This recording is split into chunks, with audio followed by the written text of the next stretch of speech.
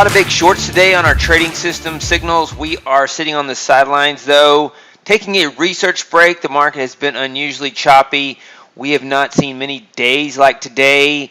You see the signals getting short here. AT 2022 up about 2K on 12 micros. Tick wave up 4,400 on 12 micros.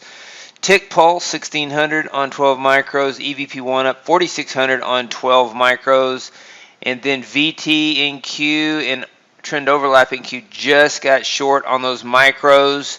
And so the shorts are crushing the dip buyers, yesterday's dip buyers that tried to prop that market up on the Bank of England intervention in the bond market to stabilize the bond market, generated a rally. I think the market is realizing that the only time the markets can go up is when the central banks cause them to go up. And so there's been lots of propping in this market. We've talked about that continuously. And as we come into these lows, you can see, there's about 4 days in a row where starting here last Friday, and then Monday, and then Tuesday, and then Wednesday, all kind of in this range, propping up range, and then intraday ranges. 3 days in a row where it wouldn't trade below this level. Just you saw this on Tuesday. The market tried to go where it is now, and it couldn't. And I said that there's going to be a gap down overnight, and the market was down here. But then the Bank of England intervened in the bond market, drove this up, and now finally the market is trading down here where it was trying to go on Tuesday. Even last Friday and Monday, it was trying to go to these levels, which is approaching the June 16th lows. We'll see what happens here if the central banks, if the Federal Reserve does something back here on June 16th. Let's look at the daily charts to put this in perspective. So here is the daily chart, and the June 16th low was right at, this is the futures. So we're looking at the continuous futures contract on June 16th. The low is 11,143.75. Yesterday, pre-market, this is the 24-hour day session bar of the futures. Pre-market, it dipped down there and then bounced because of the Bank of England's intervention, 11,141.50. So within a couple of points of that June 16th low. And so we just see this continuous propping that goes on at these levels. Initially, the market was propped up here and reversed because of an FOMC meeting. The market said the Fed's going to pivot, the Fed's going to pivot. And so the market rallied here, and now it's rolling over. It should have never done this. The Fed's not going to pivot. I guess it could change its mind at any time. The Fed's been known to be inconsistent, but with the inflation data, it makes it more difficult. So came into this trend line on the NASDAQ and rolled over. Now we're at these levels again.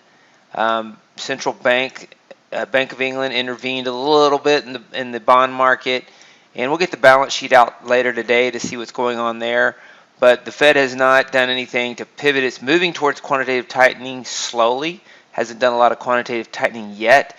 And so there's been a lot of prop up, and a lot of this prop up price action has distorted the market, has given false hope to longer term investors, in my opinion, have given false hope to the dip buyers, and the dip buyers have become part of the prop up price action. And so now it's rolling over, it's playing out. And so you could see the bottom trend line of this play out. Here's the upper trend line. So continue down on this trend until it reaches a fair, what the market thinks is a fair value. The earnings are in question now with higher interest rates. Earnings go down, and so if earnings go down, then prices go down because of that ratio.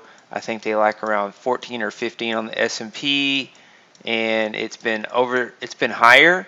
And right now they say, well, it's back to about 15. But if earnings continue to drop, then prices will continue to drop to maintain this ratio of price to earnings. So that is where we are in the where we are today. We've issued a flash crash warning. Still, watch the market. If you're trading this, make sure that you keep an eye on it. The exchanges can sometimes reject orders in a very fast market, and so you want to make sure that you have your risk management under control for this type of market. So continued flash crash warnings, limit move warnings, not as a prediction, but as a risk management to make sure that you don't get caught up in something. You're in a position and stuck with a big loss, and you can't get out. So I wanted to issue that once again and show you the state of the market that we're in. Hey, David Bean here. Welcome to Capstone Trading Systems YouTube page. Be sure to subscribe to join our community of algorithmic traders. We are real money traders. We share our winning streaks, we share our losing streaks, as well as market updates, strategies, and coding tips.